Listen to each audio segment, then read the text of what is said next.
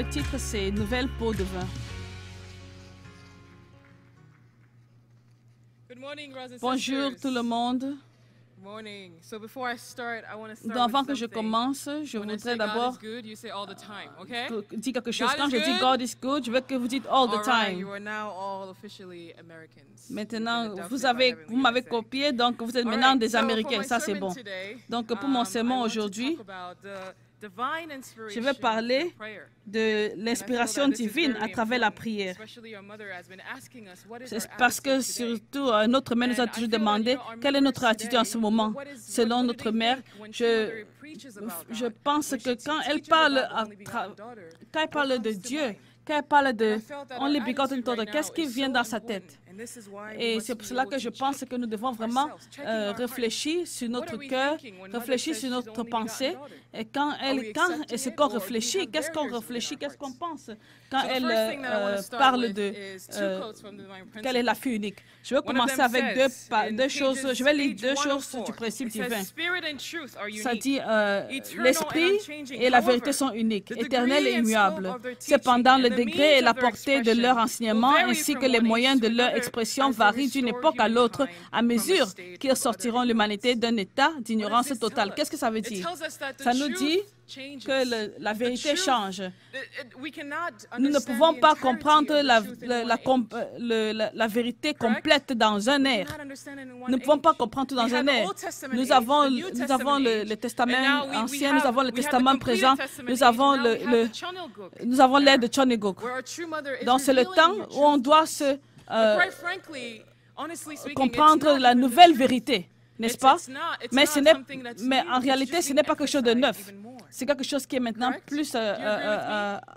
qu'on donne plus de points sur ça. Ce n'est pas quelque chose de nouveau. Dieu a donné la vérité dès le début des temps. Mais maintenant que nous sommes dans l'ère de Choneguk, notre mère est en train de parler de plus sur ça parce que ça, c'est un temps où Dieu peut nous donner la vérité complète. Et ça, c'est le temps important. Adju. Donc, vous devez d'abord savoir, ça dépend de l'ère qu'on est dedans, les choses changent toujours. La deuxième chose que je veux dire, c'est aussi ici. Ça dit, faites l'effort pour être capable de recevoir l'inspiration. Nous ne pouvons pas nous attacher.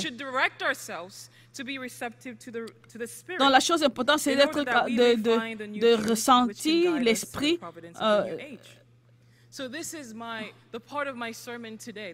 Donc, la chose la plus importante pour le sermon maintenant, ce que je veux parler, c'est l'attitude. Je veux qu'elle nous demande de lire le principe divin et faire de notre mieux pour être capable de recevoir l'inspiration divine dans cette nouvelle ère de Choneguk. Donc, nous devons rentrer à la prière. Voilà pourquoi notre mère a créé Chonshimwon, n'est-ce pas? C'est pour cela qu'elle a fait Chonshimwon, pour qu'on puisse être capable de rentrer et ressentir l'inspiration de Dieu. Et elle nous a même dit de parler, de demander à notre Père, n'est-ce pas? Donc, voilà, nous devons nous centrer dans le passé, Jésus a demandé qu'on doit prier, n'est-ce pas, prier avec lui, parce qu'il savait que s'il se connectait à lui, il pouvait être capable de devenir un avec lui. Donc maintenant, on peut comparer ça à ce temps. Est-ce qu'on va prier avec notre mère ou est-ce qu'on va devenir, on va dormir comme les disciples de Jésus? Donc, les caractéristiques donc, nous savons qu'à Matthieu 19:4, on dit que Dieu a créé hommes et femmes en son image.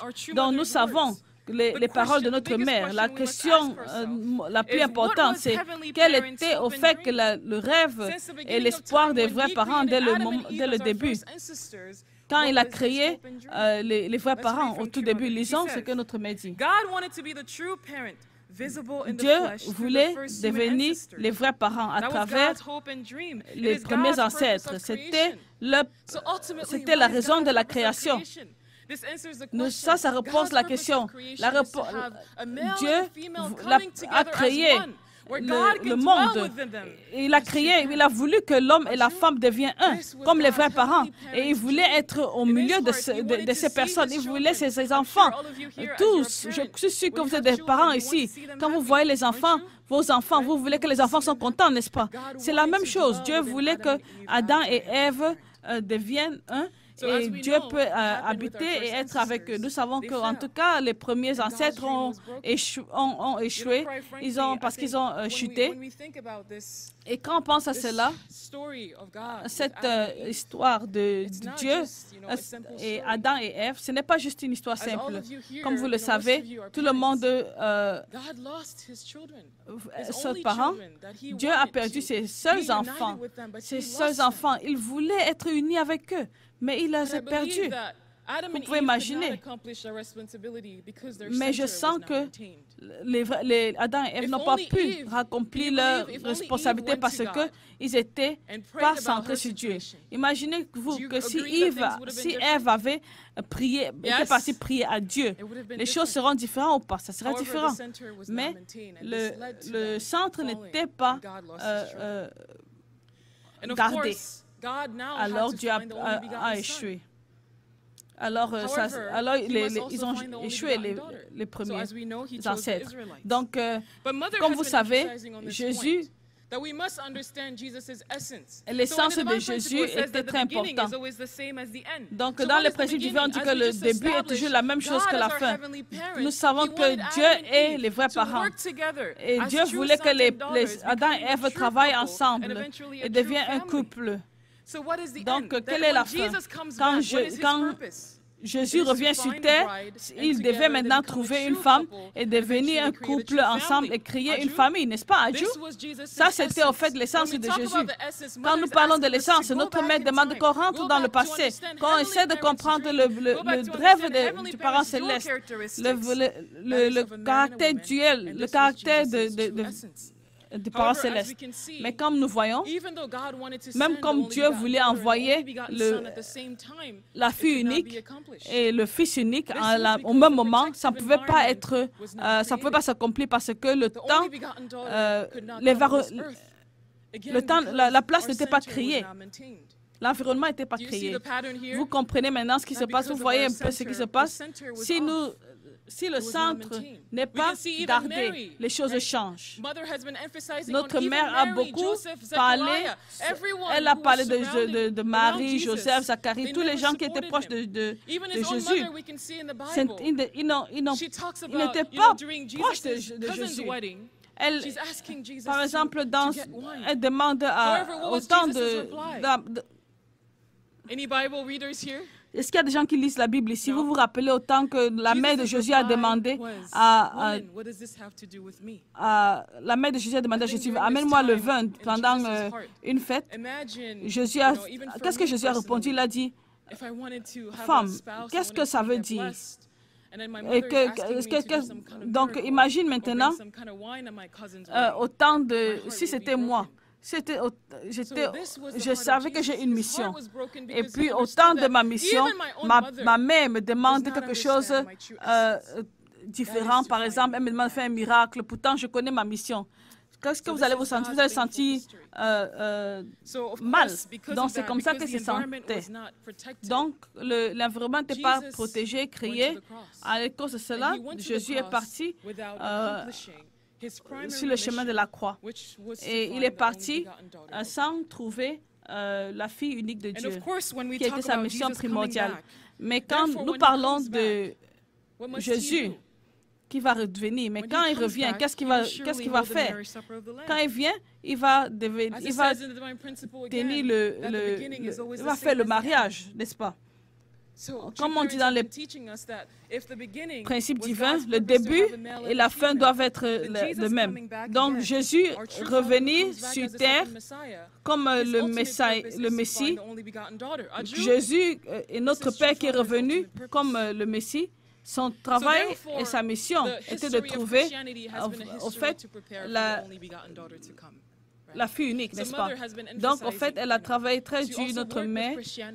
Et c'est pour cela que notre mère nous demande de travailler avec les chrétiens. Comment est-ce qu'on va les aider? On va les aider en disant, en expliquant que Jésus n'est pas seulement venu pour mourir. Parce que si on continue à dire que Jésus, non, il est venu pour mourir. Donc, dans ce cas, nous allons au fait parler d'autre chose. Nous devons leur expliquer la raison pourquoi il est venu. Il est venu pour trouver sa femme. Dans le Chanaguk, on dit, Dieu ne va pas envoyer un autre fils unique. Il va chercher quelqu'un qu'il va hériter du mariage, qui va hériter du Messie. Moi, je suis le premier-né, par exemple. C'est moi qui ai fait mes parents, n'est-ce pas? Moi, je veux parler de moi. Je suis l'aîné, par exemple. Ma position ne va jamais changer parce que je suis l'aîné. Et c'est moi qui donne, c'est ma position, comme je suis né, comme fille. Ça a fait mes parents. Et je ne peux jamais changer cette position. Donc, c'est pour cela que Dieu a envoyé son Fils unique. C'est vrai que Dieu avait aussi Adam et Ève, oui, mais Adam et Ève ne sont pas devenus les fils et filles uniques. Dieu, le Fils unique de Dieu était Jésus. Et après, la personne qui a pu hériter la mission de Jésus est devenue notre Père. Donc maintenant, parlons de notre mère.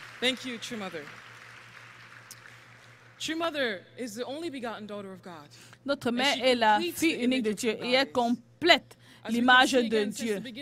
Comme nous savons dès le début, Dieu a créé hommes et femmes dans son image. Donc, notre mère vient pour compléter l'image de Dieu en tant que parent céleste. Donc, quand nous réfléchissons, notre mère est la première fille unique. C'est la première personne d'avoir reçu l'amour de Dieu direct du parent céleste et la fortune céleste. Donc notre mère, la fille unique, est la première personne, la première fille. Nous pouvons parler de Ève, oui, mais Ève n'est pas arrivée au niveau où elle pouvait être appelée la fille unique. Donc, notre mère qui est venue sur terre en tant que la fille unique, la première personne. Donc, je veux un peu dire ceci. Notre mère dit ceci. Je savais depuis que j'étais jeune que Dieu était mon Père. Je pouvais me connecter à Dieu. Je sentais tout ce que Dieu sentait. Et maintenant, notre mère ressent tout ce que Dieu ressent. Donc, quand notre mère dit que maintenant, parler aux gens sur Dieu, parler sur le côté féminin de Dieu en tant que parent céleste, cette urgence qu'elle est en train de nous montrer, ça vient du parent céleste. Et je vais terminer avec ceci. Quand notre mère a dit quelque chose qui m'a beaucoup choqué, la mission de notre Père a été complétée en 1960 avec le mariage.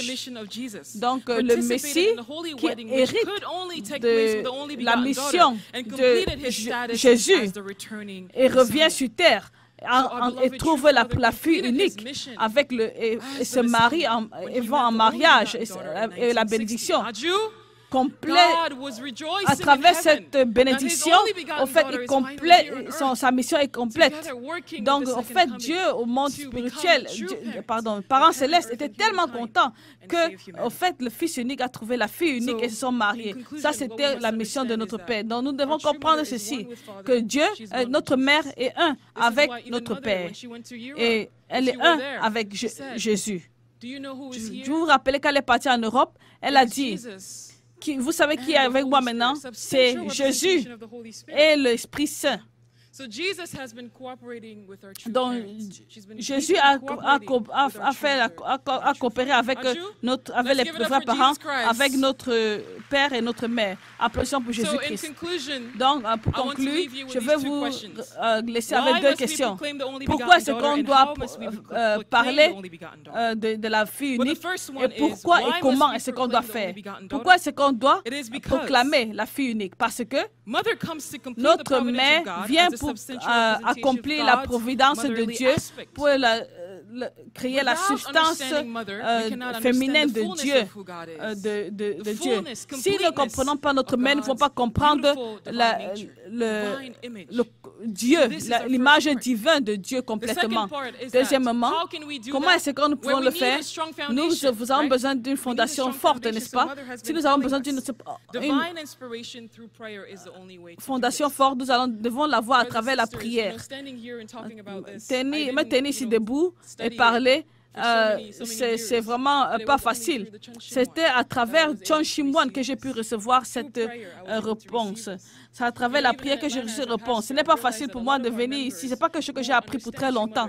Mais j'ai découvert que la majorité des personnes qui comprennent, les pasteurs et les membres, qui comprennent sur la mission de notre mère, qui s'unissent avec notre mère, c'est ceux qui partent au fait à John Shimwan, ceux qui prient à John Shimwan. Donc, à travers John Shimwan, à travers la prière, vous pouvez comprendre tout cela. Bon, applaudissons pour notre mère.